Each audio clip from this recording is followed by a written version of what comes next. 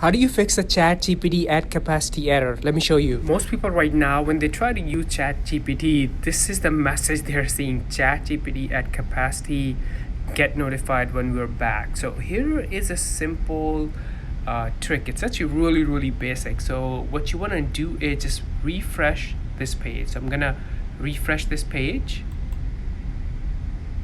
and I'll give it a second. I had to do it twice, so just by refreshing, you're gonna see this message right here: welcome, and then click on login.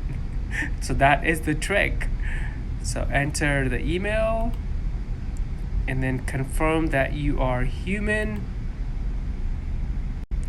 and boom, look at this, I am in. Here's my history, here is the ChatGPT, and then I can start talking to the ChatGPT. So to test, here's a question I asked, and everything is working. How cool is this?